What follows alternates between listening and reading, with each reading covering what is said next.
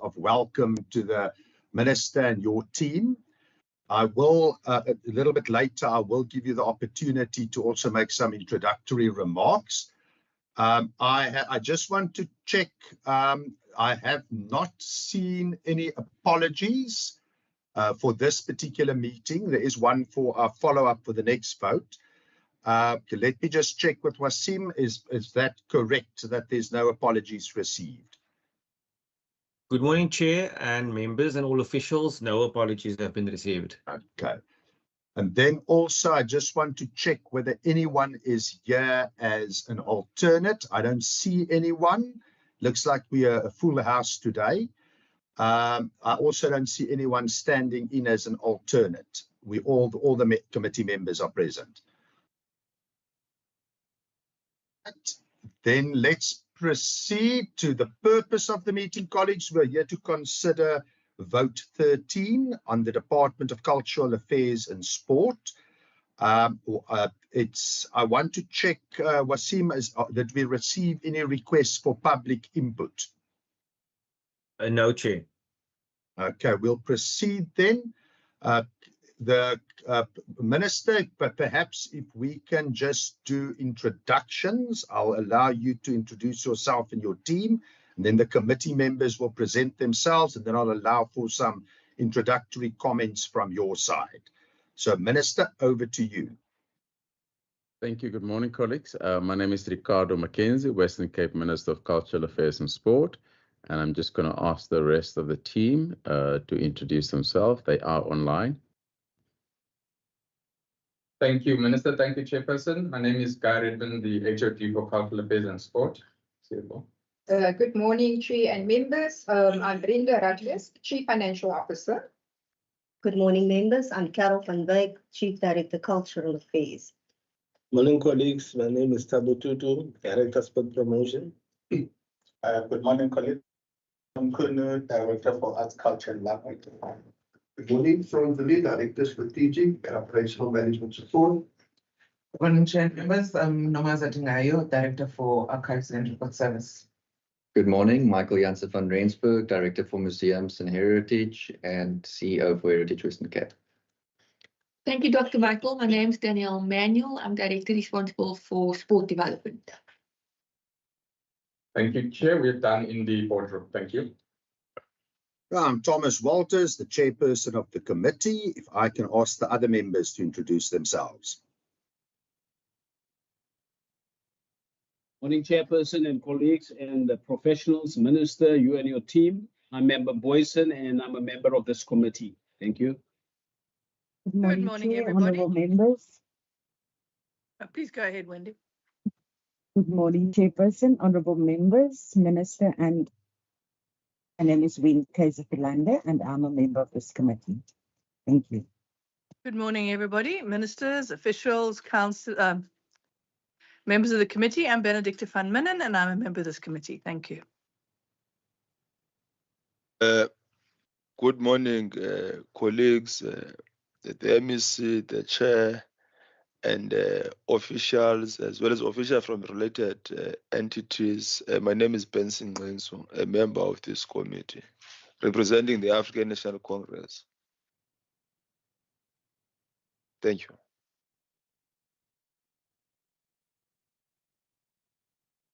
you.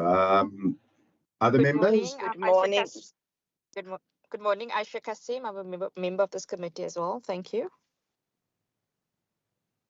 Good morning, members. I'm Dorita Stevens and I'm a member of this committee. Thank you. Wasim, as the procedural officer, if you can just introduce yourself as well. Good morning, Chairperson. I am Wasim Matthews, procedural officer for this committee. Thank you. Minister, if I can ask you and perhaps members of the department, if you can make some introductory remarks. I will also allow for some questions afterwards based on your introductory remarks before we go into the report or the vote itself. So over to you. Thank you, Chairperson, and thank you, members of the Standing Committee. Good morning to everyone. Good morning, colleagues. It's a privilege, certainly on behalf of the Department of Cultural Affairs and Sport, to present to you the 2024-25 adjusted estimates, a reflection of our ongoing commitment to fostering opportunities, development, and excellence across the Western Cape. This year, our budget has increased by 29.575 million, growing from a main appropriation of 903 million to an adjusted appropriation of 923 million. This adjustment reflects the dynamic response to emerging needs, collaboration with other sectors, and a focus on impactful service delivery. The most significant contribution to the adjustment stems from the shifting of funds into the department, amounting to 31.2 million from the Department of Education. This allocation demonstrates the alignment of priorities across the government to support youth development, participation in sports and arts, and the after-school sector.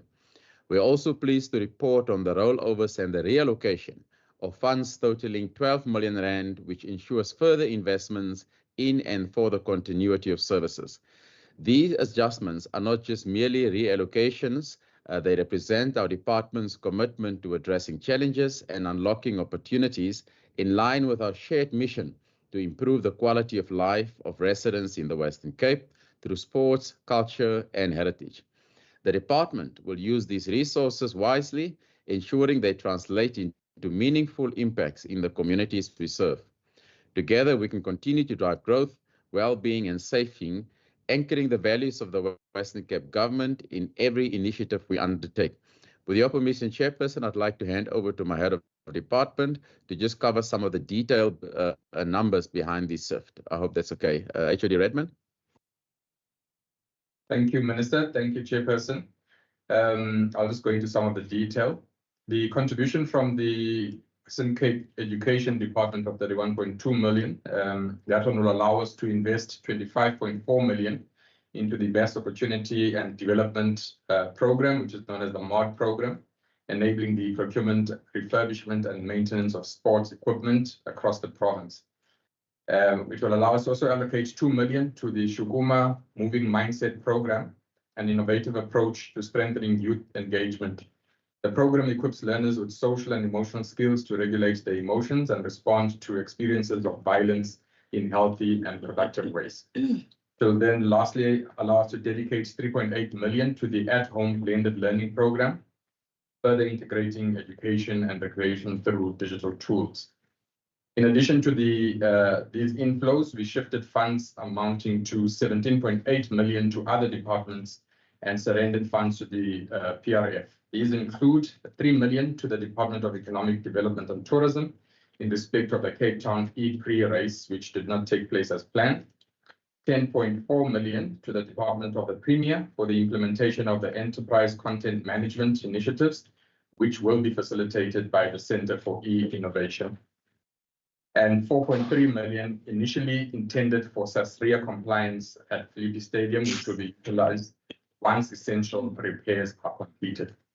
The department received rollovers and reallocations of previous year's funds surrendered in the amount of 12 million, 12.1 million, of which 2.4 million relates to the rollout of the Enterprise Content Management System, 2.1 million in respect of delayed delivery of library material at year end.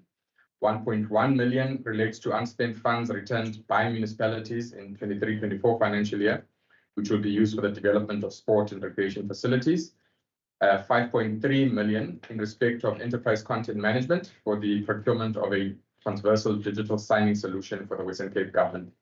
And 1.1 million in respect of the installation of solar panels at 2 cultural facilities. In terms of revenue, the department's own revenue increased by 4 million, of which the main source relates to 3.6 million received in respect of the 2023-24 unspent funds returned by municipalities. The funds will be used to increase the number of electronic and audio books available to public users. Thank you very much, Chairperson.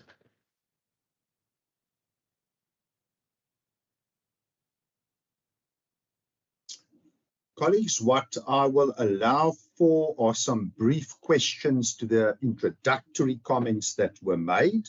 We do have a bit of in the sense that we have a limited amount of time.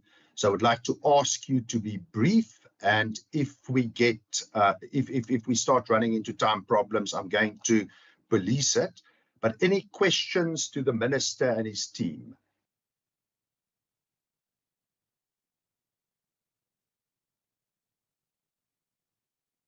I do not see any hands. Then we're going to proceed. Member Gwensu. Thank you very much, Chairperson of the committee, the MEC, for the opening remarks. I think mine is firstly is a comment, right? As my opening remarks to say we hear the adjustments, you know, as presented by ourselves as well as by the HOD.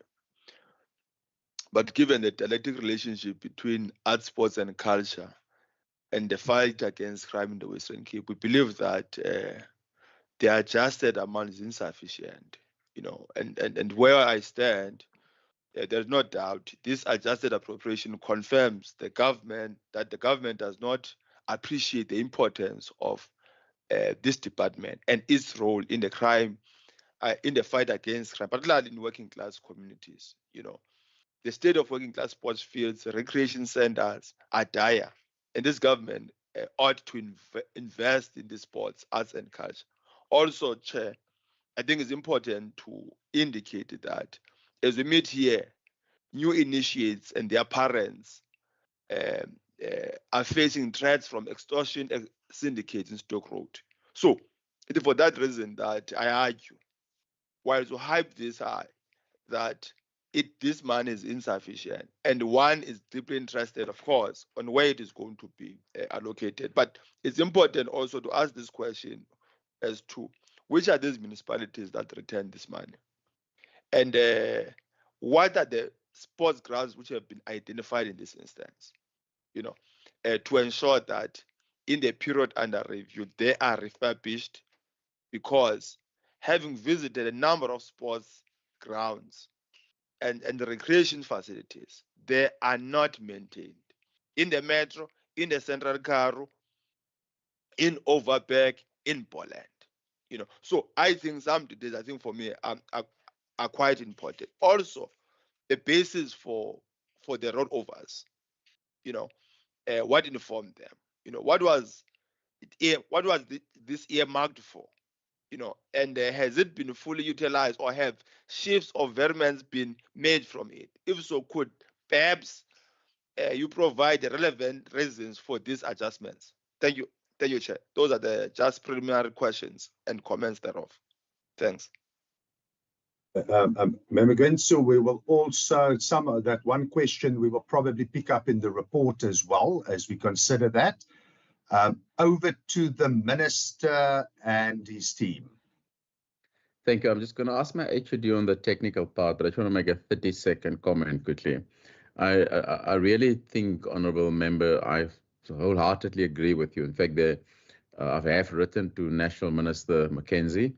We need a review on the conditional grant as to how we allocate to municipalities, and see how we can have a bigger role to play as sports custodians over municipalities. In fact, just yesterday, the discussion with the chairperson of the standing committee to invite all provinces to Parliament in the new year to have a discussion around the allocation of conditional grants and some other matters as well. But we just cannot go on like seeing some sports facility in municipalities not in optimal condition. But we're not going to solve the problem on our own in the Western Cape. It's a problem in other provinces as well. And like I explained to the chairperson yesterday, Honourable Member Magloa, that this requires a national attention, national focus, and the national department has to play a bigger role. And I think that's the only way. And we are now poised, and we are in a great position to that matter in front of the National Standing Committee with all 9 MECs and the Minister present as to how we're going to resolve this problem once and for all, so that 30 years' time,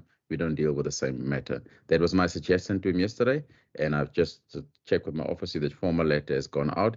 I office just replied to say that they first want to send it into my department to have a look at it first before we send it to the chairperson of the National Standing Committee. So that is the way to deal with this matter once and for all, so it doesn't become a problem in 30 years' time. And I'll ask the HOD to respond to the rest. Thanks. Thank you, Chairperson. Thank you, Chairperson. The municipalities that have returned funds, the first one is Matsikama municipality, that is relating to a sports field, as well as Prince Albert, similar projects there. They could not begin the projects and had to return the funds. The other ones is coming from Stellenbosch municipality and Swellendam municipality. And these are funds that were for filling of vacancies. They are not allowed to keep any funds that have been left over if there's been a delay in filling of vacancies. So there's delays in their processes, and they will fill the vacancies in the new year. But the funds that would have been used, had there not been a delay, needed to be returned. And that's what those funds are relating to. And then the major shifts really in our budget, not much has shifted, but the major shift is a shift in from WCED of projects that we do in partnership with WCED.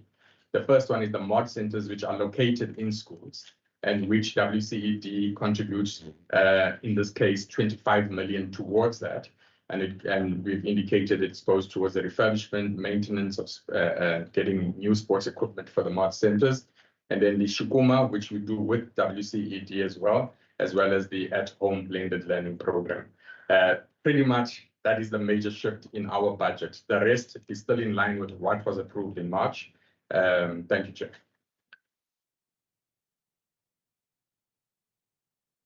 Colleagues, we will now move on to the tabling of the vote. So I hereby would like to table the vote 13 for consideration by the committee. What I would like to suggest is that we deal with it in two sections. One up until the first section, up until the expenditure trends. I'd suggest that we consider that section first.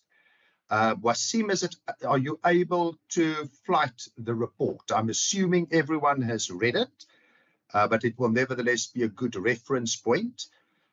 Colleagues, if I can also ask you, when you ask questions or make your inputs, just refer to the page number for ease of response by the department. So pages 333 to 343, if I look quickly here to my left. If you can just scroll through it, and then I'm going to open for questions.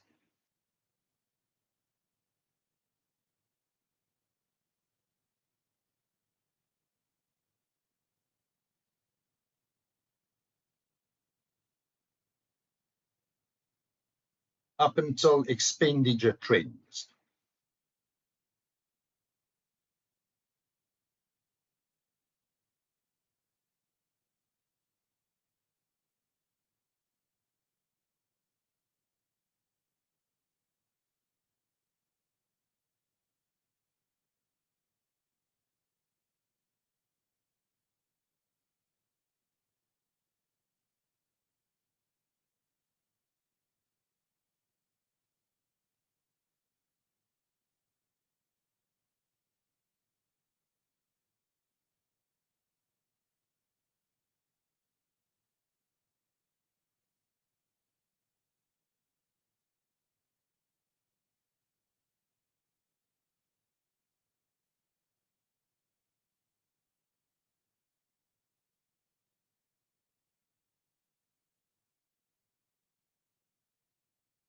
Colleagues, questions to the Minister and the department. If I can have hands, please.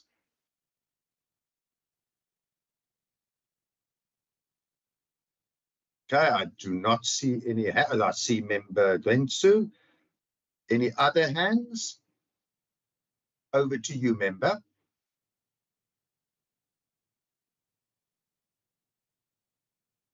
Thank you very much, Chair. I think this is page 331.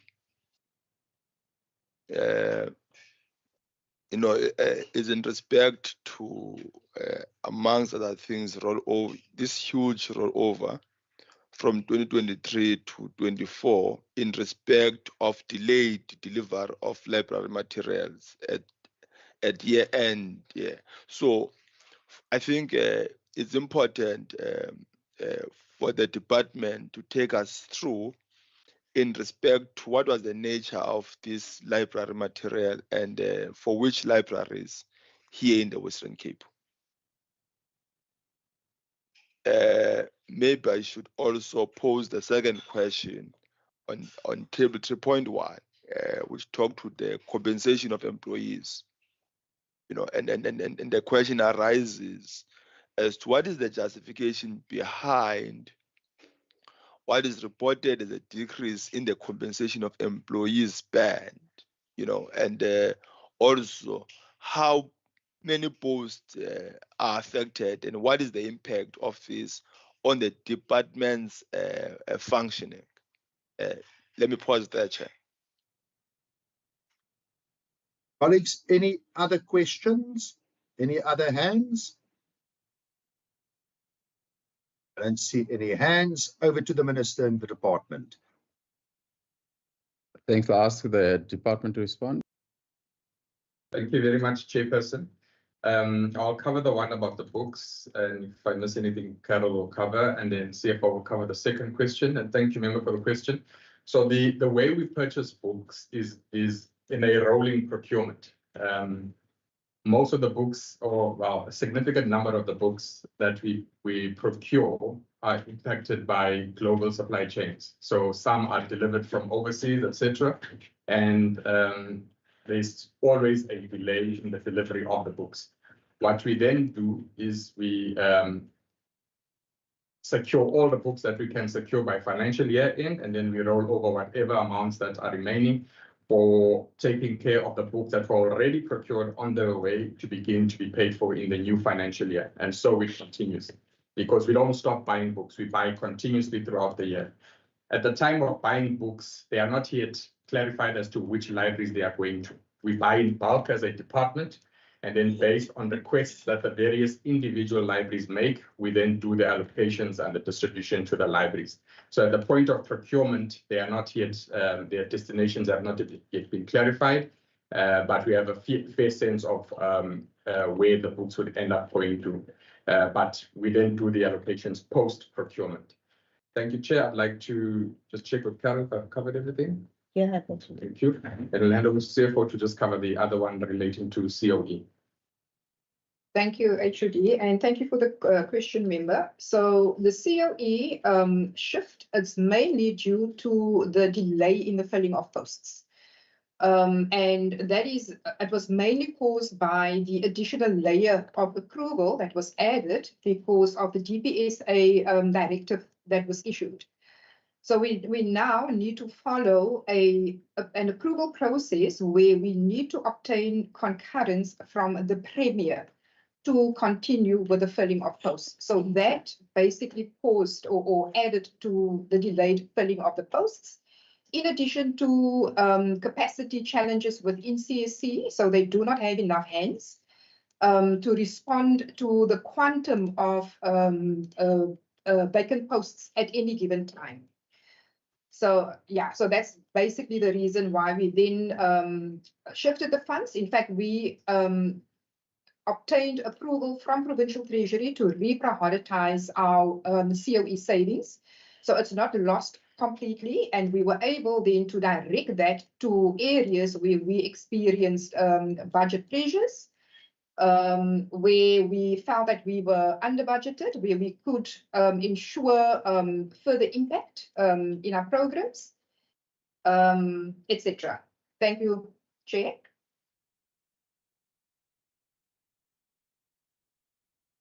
Okay, colleagues, I'll give an opportunity for follow-up questions or follow-up to the questions that were posed.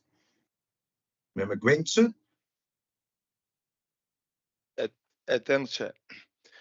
Perhaps, when will these posts be filled? Perhaps are there timelines, in this instance, given the process with the Premier. Is this what, at an operational level, right? Though these positions are not were never explained in respect to either the junior or senior, right?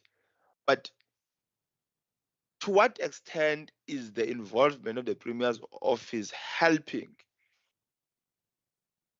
to fast-tracking the processes of the filling of the posts? Is this not yet another bureaucratization of the process and building of more red tapes?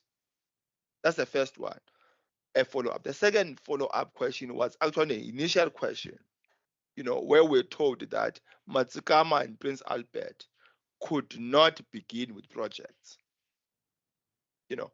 and the nature of those projects could not be declared here, and one is deeply interested.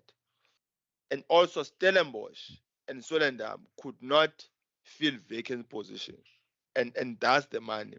And the nature of those positions is equally not declared, because these are quite critical matters for the functioning of the department and its related entities.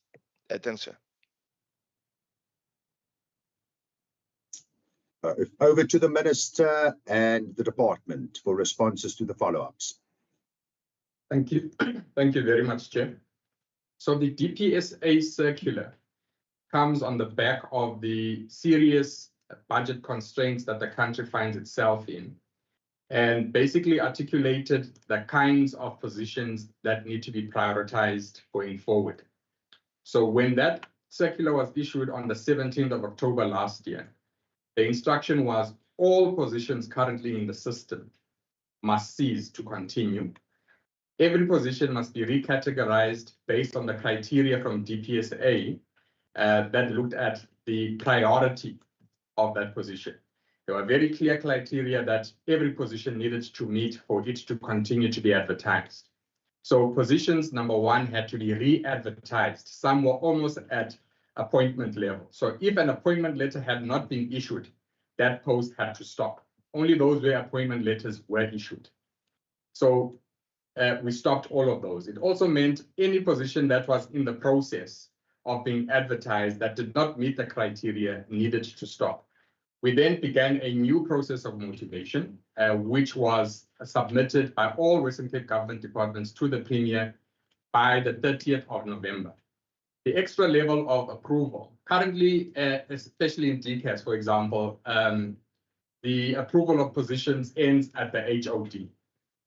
What the new DPSA position is that the MEC must approve and the Premier must concur. So those are two levels of additional approval at a government-wide level, not DCAS-wide, government-wide. So Premier has to be signing for all Western Cape government departments, I can imagine, weekly. So it does add a little bit more delay into the process. What makes it look the way it does in the finances is that prior to this, we had already indicated by when a particular position will start to be funded and had reflected when those funds needed to be within our financials. So if a position in the original planning was scheduled to be filled by 1st of April 2024, the ceasing of this process meant that that position would now be filled in December 2024. All of that money that was already in the budget between April and December 2024, therefore, could not be spent. That is what makes up this 12 million. So it is a delay that was difficult to get around because it's a directive and it comes from DPSA, so every government department has to follow it. And it includes positions throughout the department at various levels, arising out of positions that were already in the system at the time, as well as subsequent resignations and retirements. Then the second question was, CFO will cover that.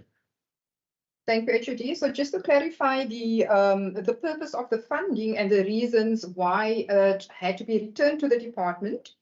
So for Prince Albert Municipality, we transferred in the 21-22 financial year, we transferred 300,000 Rand. And that was for the purpose of building a multi-purpose sports center. So then the municipality did not secure further co-funding for the project, and they thus decided to return the funds. But there's also a rule within Provincial Treasury where multiple year rollovers are not allowed. So they will allow in the first year, and then the second year, if they did not use the funds, it must be returned to departments. So that's the 300,000, and then there was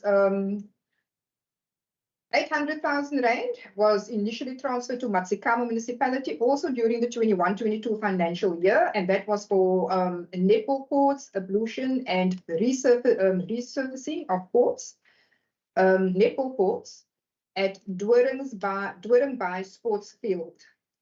Matsikama, unfortunately, did not obtain the required permission from the national government to use the area which they earmarked to build these netball fields. And that is the reason why they had to return the funds. Thank you, Member. Thank you, Chair. The other one's Stellenbosch. Oh, and Stellenbosch, as indicated by HOD earlier, Provincial Treasury also do not allow the rollover of funding related to vacant posts. So in last financial year, those two municipalities had vacancies, and the result of those vacancies or the costs associated with those vacancies had to be returned to the department. And again, that is also a Provincial Treasury rule, which all municipalities must comply with. Yeah, I think that covers all of it. Thank you, Chairperson. Thank you very much, Member Gwentsu. Thanks, Chair. I don't want us again to come here and lambast about what was done and what could not be done by municipalities. And also, as the MEC, was also agreeing with me in respect to the state of recreational facilities and sport grounds in municipalities. Therefore, what oversight mechanism the department has to address these issues in this instance, particularly the inability to spend funds and ensure that there is usage of state resources for the maintenance of whatever it was intended for in this instance, or execution of the task thereof. Thanks, Chair. Member Gwentsu, if I can maybe add to what you are saying, and I don't want to put words in your mouth, but what checks are in place from the provincial government to ensure that the necessary permissions, the necessary capacity of that is in place before money is allocated to it? And what is the system? That's how I understand it. Over to the Minister. Right. Yeah. Over to the Minister and his team.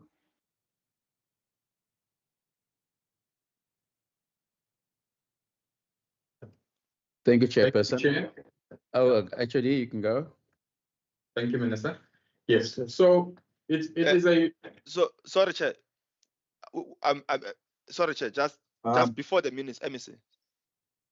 Okay, Member Gwentsu, just put up your hand, then I will recognize you, but go ahead. Okay, sorry for this interjection, because as the MEC respond, I want to remind him that at the one sitting, he told the sitting that sports ground and the recreation are at the competence of municipalities. Yes, he was right. However, he is giving them monies. So as he responded to the question we posed, which you also reconfigured it or rephrased it. Thanks. Over to the Minister and the team. Thank you. I was actually going to make that comment, but my guy can just respond to the technicalities that's missing. I'll respond on that. HOD? Yes, thank you, Chairperson. So there's a number of ways. The bulk of it is informed by the project plan that each municipality puts together and to which we respond to. But how we monitor them is there's a platform through the MIG process that is chaired by the Department of Local Government that looks at all of their infrastructure needs, tracks their progress on those programs, and municipalities are able then to report back on their progress. We report in that same process, which is led by the Department of Local Government. Over and above that, we have a component within the sport promotion section that specifically deals with infrastructure, that goes to all of the sites that are under construction, does monitoring, takes reports from the municipalities, etc. The part that members must realize is that the funding that we normally contribute is the smaller bit. The municipality provides the bulk of the funding. And we always say to municipalities, please secure the bulk of your funding upfront before, but it does not always work that way. But in most instances, these projects work well. We've got a lot of successes in the province. We quite appreciate it when municipalities are upfront and are able to proceed with programs that they return the funds.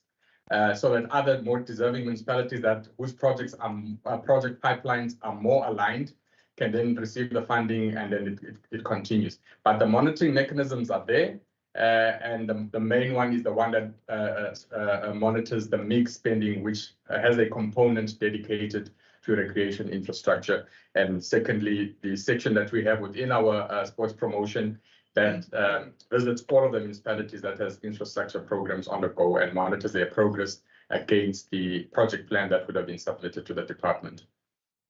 Thank you, Chair. So we're going to go to the rest of the section, the rest of the vote from expenditure trends onwards. If you can just scroll down again, I'm assuming everyone has read it, and then we'll repeat the question process.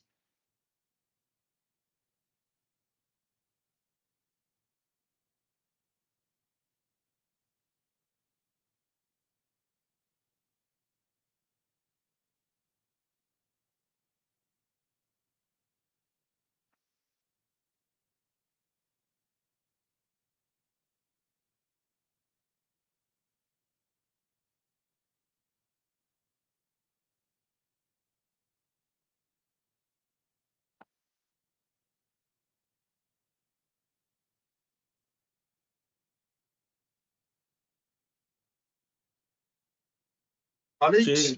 Do you just want me to scroll or stop at a certain point?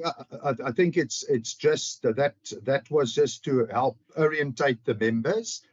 Colleagues, please ask questions and also refer to the page number for ease of responding to the questions.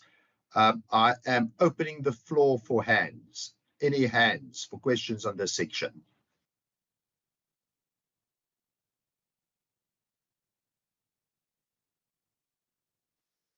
Member Boyson, and then Member Gwensu. Member Boyson. Thank you, Chairperson. Chairperson, I might be out of order, but it's just for my own clarity because it is not explicitly mentioned here. But Chairperson, through you, I have noticed that there is a sporting facility that is under construction in Laingsburg. My question is that sponsored by this department, provincial department, or is it a national project? Thank you, Chair. Thank you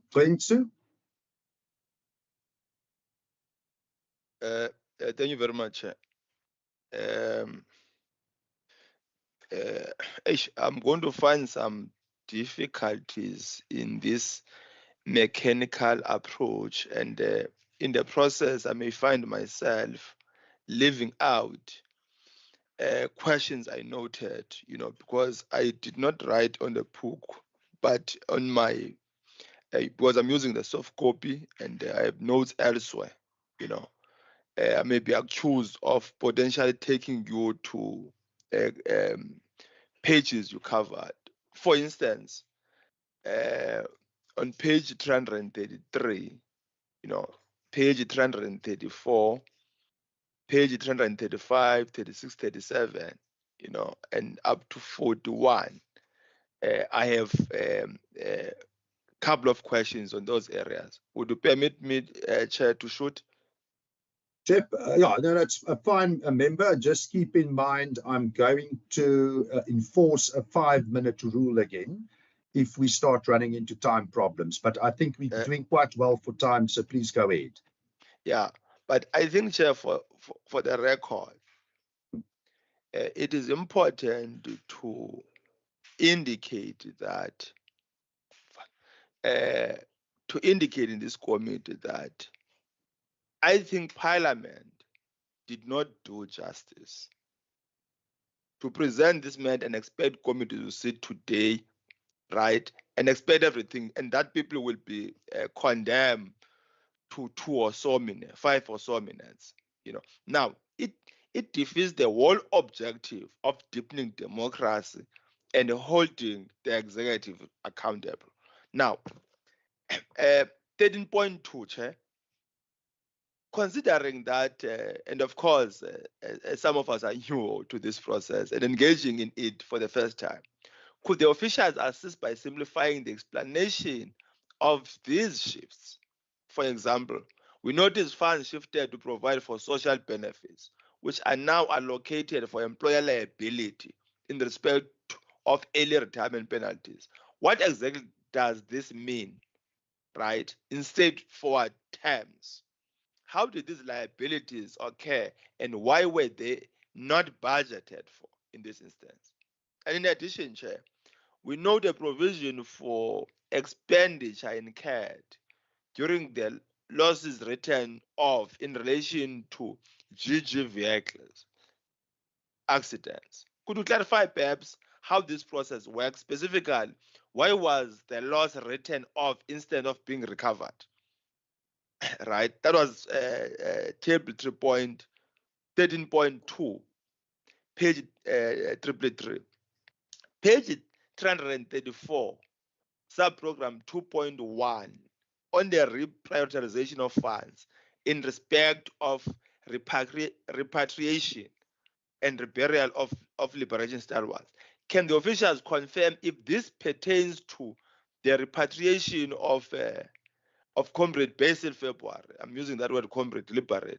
If so, I think it's important to commend their job in the departments for the commendable work done. Additionally, could you perhaps consider clarifying the total budget allocated for this sub-program dedicated to liberation stalwarts in this instance? And does it focus only on repatriation and reburial, or does it also include maintenance of their grave sites? And maybe asking this differently, could you specify who is responsible for maintenance of the grave sites of our liberation stalwarts? The third last point, Chair, 335, sub-program 4.2, realignment of the major events funding towards arts and cultural events. How does the department determine which major sports events to fund?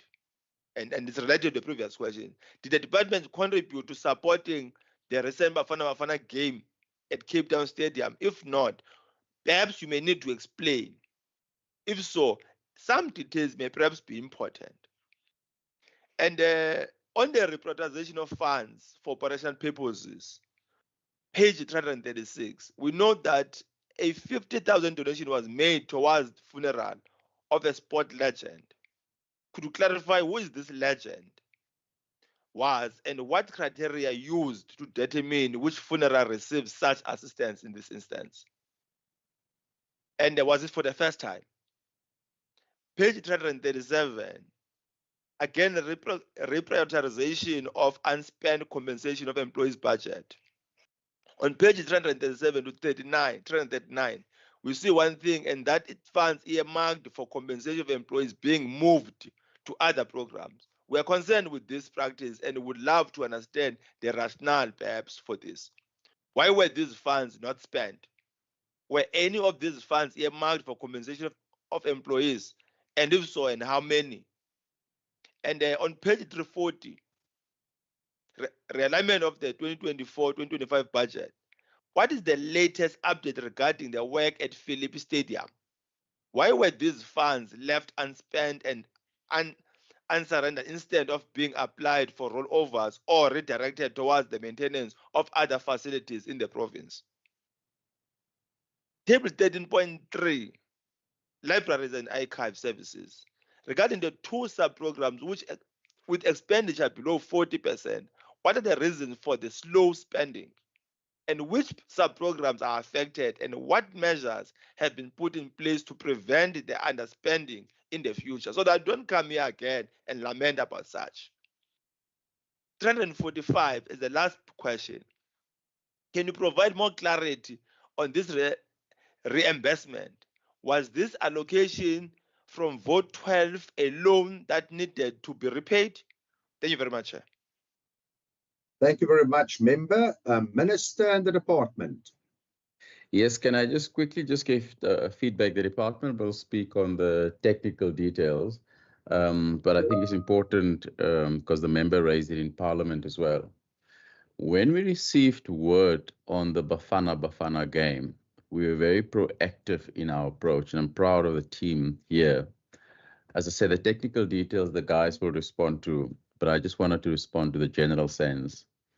We've set up an engagement, which I've personally set up the engagement with Bafana and MTN, which MTN did run activations, and they've had an agreement with SAFA on the matters. I've personally sent the contact details and the email address to the Vice President of SAFA to arrange transport.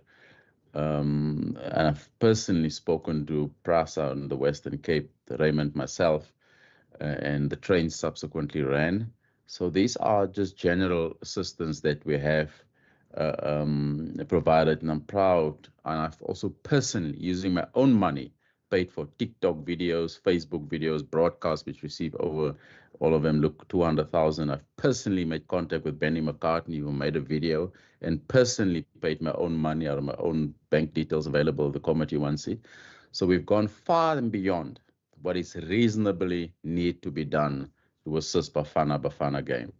And I'm saying that because the member made a statement in Parliament that would indicate we did not do anything. So these are matters that I've personally done. And my phone records and bank statement is available to see it. So I'm proud of the success that game was completely sold out. And I can go on and on and on. But on the technical part, my officials will assist, and I know they're heavily involved in ensuring the success of the Bafana game. Thank you. Thank you very much, Chair. With Member Boyson's question, the facility is not being funded by DCAS, but we know that COCTA is playing a role in that facility. Coming to the repatriation, the repatriation program had not previously been budgeted for. It's an initiative that the National Department of Sport, Arts and Culture began leading in the second quarter. So we had to reprioritize funds to make sure that we facilitate the success of this important program. And yes, part of those funds were used towards the funeral of Basil February, and there's 2 more funerals coming up. We have Tamana and we've got Myoli coming up over the next few weeks. So there are 3 stalwarts being repatriated to the Western Cape in this round. In the next round, there may be more. We don't know the total number that will eventually come back to the Western Cape, but they're going to be going country to country. So far, they've just done Zambia and Zimbabwe. They're still going to go to Lesotho, Botswana, Namibia. They'll go to Angola, Tanzania. So it's going to be quite a long-term project. And we will make sure that we fund it going forward and communicate early with the National Department so that we get a sense of which stalwarts are being repatriated next. In terms of the legend that was supported, the 50,000, that was a legendary goalkeeper, Charles Youngblood, well known in Western Cape. we have a process where members of a family of legends, if they are unable to support or assist or get a funeral going, they may apply to us for support, either through an official funeral or just a humanitarian grounds. And we normally would then apply via the Premier's office to the presidency. The presidency is the only one who's able to issue official funeral status. And the department has the discretion to offer support in the case of a request made on humanitarian grounds. We were able to then contribute towards the funeral of Charles Youngblood, who passed away over in the period under review. The Philippi Stadium, these funds were specifically set aside for SASRIA compliance. Post the vandalism on the facility and the assessment done by the Department of Infrastructure, it was agreed that the priority must be given first to the essential maintenance that must be done on the facility prior to us doing what we had originally intended to do. So the SASRIA compliance was approved at a time where there was no damage to the facility. This is June 2021. We were set to begin the work. And then the damage happened, some of which is quite serious and could have an impact on the structure itself. So before we have the compliance for it to be used for official games, etc., which is more the SASRIA compliance for various events, we need to look at fundamental issues that may be structural and others. So the Department of Infrastructure has done an assessment, which they have shared with us. The Department of Infrastructure, working with us, is now trying to cost that work and see the extent to which work must begin first, and what we can do initially to allow the stadium to be usable before we then do the SASRIA work. The money that has been declared was ring-fenced specifically for SASRIA and has been sent back to the PRF and will be fetched when we are ready to do SASRIA compliance. We've been asked to prioritize the vandalism first, which was quite extensive vandalism, before we go with the SASRIA compliance. So we are not giving up the money and not giving up the project. When SASRIA compliance is ready to be done, that money will then be retransferred into the department for that to happen. Thank you, Chair. I'd like to hand over to CFO for the remainder of the questions. Thank you, HOD. So just in terms of the early or the penalty for early retirement, that is something that we do pay in the event where officials decide to take early retirement. It is not something that we generally budget for. So for the current financial year, we were able to fund it from savings. So early retirement penalty can only be payable if the department has the funds available. So all of that is being assessed at the time of the application. In terms of losses, the GG transport written off because of the losses, or the losses written off because of the GG accidents, we do have a process which is referred to as the loss control process that we follow in this case. So this is done in consultation with GMT, which is the public entity responsible for managing the fleet in the Western Cape government. In our case, once we have a case, we refer it to legal services now. In the past, we used to refer it to the Justice Department, to the State Attorney, and they will do an assessment and advise whether the official has lost its cover. So basically, if in the event where the official did not have an approved trip authority, that would then obviously count against the official, and we will then hold the official liable for the cost. But in the event where we write off all of those areas or elements are assessed by either legal services or the State Attorney, and in the cases where we write it off, it was determined that they did not lose their cover. So in other words, then the department takes the loss basically and fund that loss and report it accordingly. Then there was a question about the COE member, but I think I have responded to that. So if it wasn't clear, member can just indicate.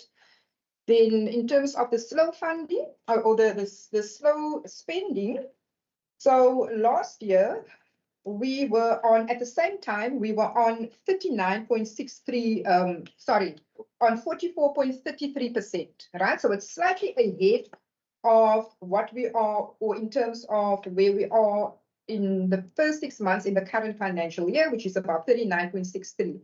But the reasons for that, remember, is on page 343, one major sort of cost that we couldn't incur, which was planned to be spent, is the cost related to the Winter Games.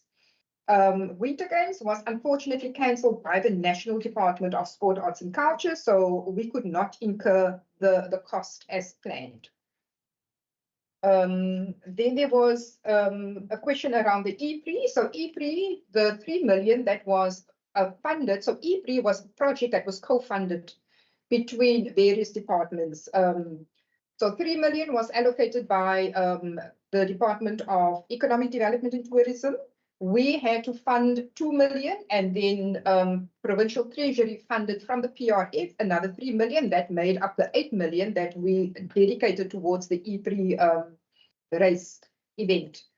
Unfortunately, EPRI, we were informed that the event is not taking place in the current financial year, and at this point there is no certainty of the future of the events or of the EPRI race. So we then had to surrender or reimburse the Department of Economic Development because the funding came from them initially. Thank you, Chair. I think I've covered all the additional questions, the remaining questions. Thank you. Colleagues, we will now deal with a round of follow-up questions. If I can have hands for follow-up questions to the department and the minister.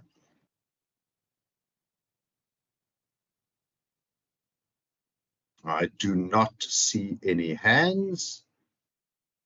Then, colleagues, then I would like to ask the department and the minister whether there's any concluding remarks that they want to make from their side.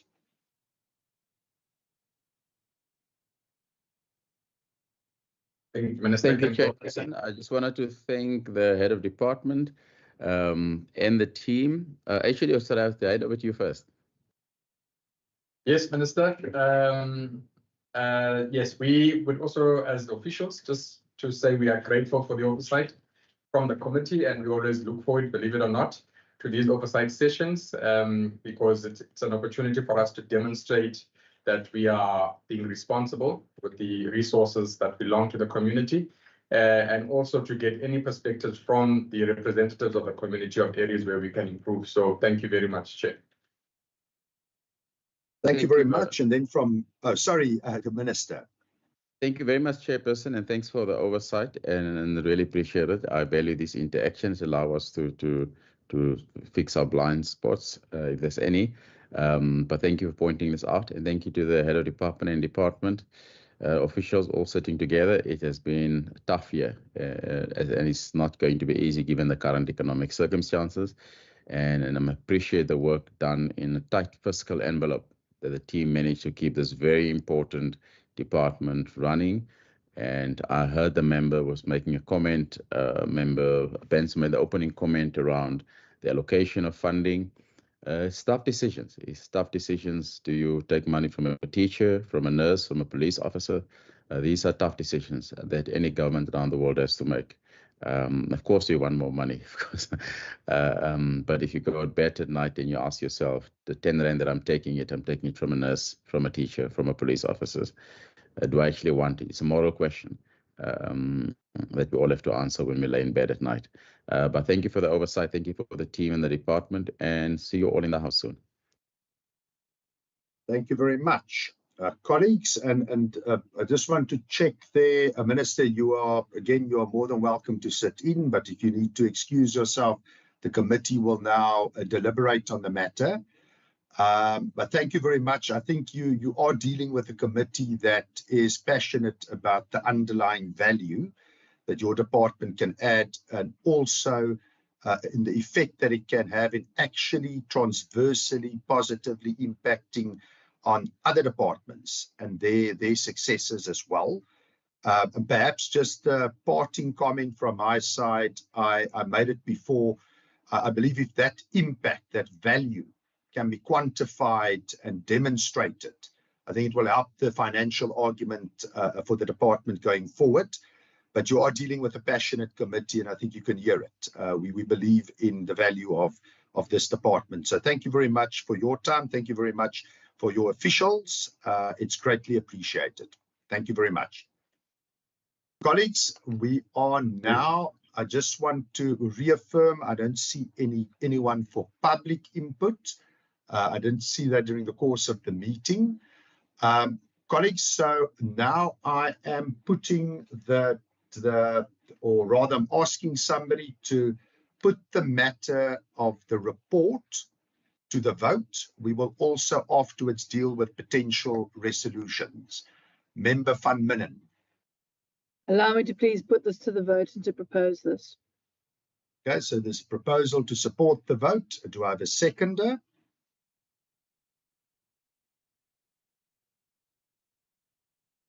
Member Boyson is seconding. So we're putting this in terms of Rule 188. We are tabling this for support. Are there, in terms of Rule 90, any minority views? Member Gwensu? I rise to oppose the vote, to reject it. Okay, so in terms of Rule 90, there is a minority position that should form part of the committee report. Colleagues, I'm going to ask that we give the procedural officer a chance to flight the committee report, that it's accurate there. So I'm just going to read through it. The report of the Standing Committee on Police Oversight, Community Safety and Cultural Affairs and Sport on vote 13, Cultural Affairs and Sport in the schedule to the Western Cape Adjustments Appropriation Bill, dated 28 November 2024 as follows. The Standing Committee on Police Oversight, Community Safety and Cultural Affairs and Sport, having deliberated on vote 13, Cultural Affairs and Sport, the schedule to the Western Cape Adjustments Appropriation Bill B2 2024, referred to the committee in accordance with Standing Rule 188, reports that it supports the vote. In terms of Standing Rule 90, the African National Congress expresses its minority view not to support the vote. Colleagues, that is, in my view, reflective of what we've just decided. Can I put the committee, or ask somebody to put the committee report as it stands there to propose that?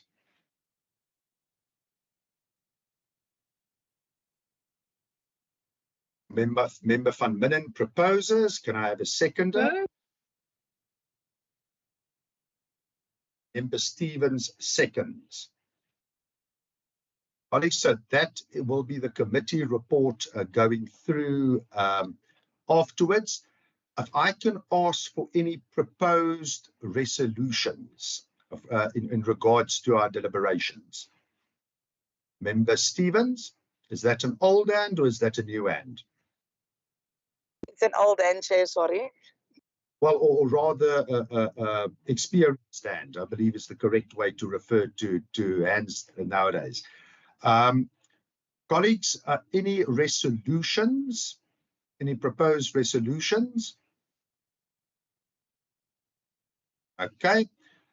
Then, colleagues, that deals with the purpose of the meeting. I believe that there are a couple of sets of minutes that we also have to consider. So, Wasim, if you can flight that for us as well, that we can just deal with the minutes of previous meetings as well.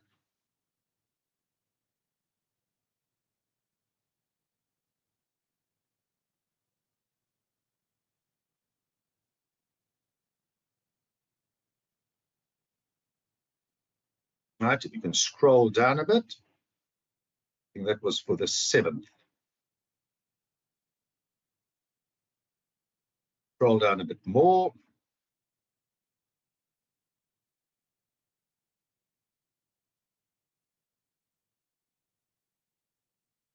Colleagues, can I ask for a proposer?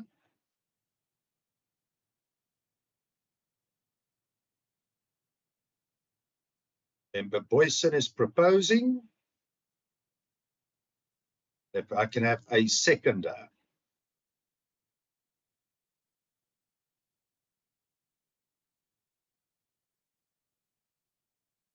Colleagues, Member Van Minen seconds. So that set of minutes is adopted. If we can have the next set. But Philander, is that a point that you want to make?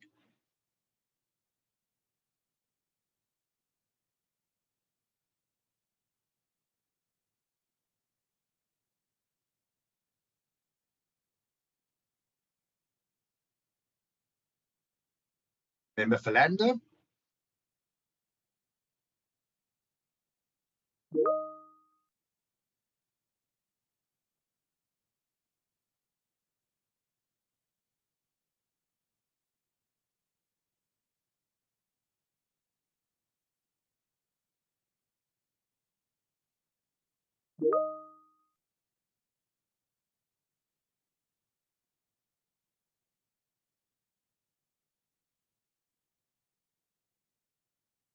It would help if I'm not on mute. Colleagues, can I ask for a proposer?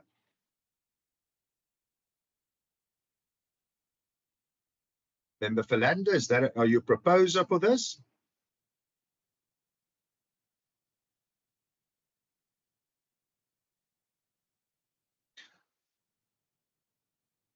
Member Boyson, are you proposing? Chairperson, I'm proposing, and Member Philander's hand was in the first round. She wanted to second. Okay, can I have a seconder for this?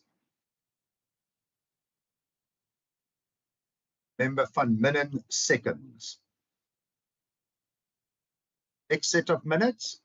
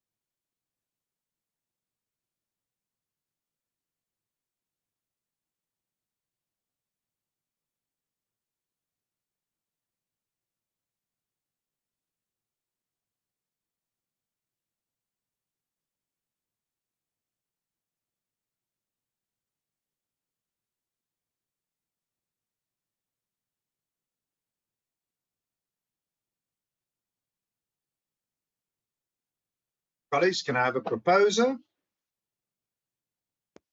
I propose, Chair. Okay, Member Stevens proposes, a seconder. Member Van Minen seconds. Then let me just check, are there any other matters that we need to deal with, Wasim or Mr. Matthews? No, Chairperson, those are all the draft documents that were adopted. Okay. Well, colleagues, let me really thank you for the work that we've done here. We still have another section to deal with, so it's not quite a final sort of wrap up of our committee work, but thank you very much for the discipline and the valuable inputs that were made. I think it helps us to cover quite a lot of ground and to cover it effectively. And thank you very much for the inputs that were made. We will reconvene at 11:30 for the police open community safety oversight. Thank you very much. Thank you, Chair. Thanks, Chair.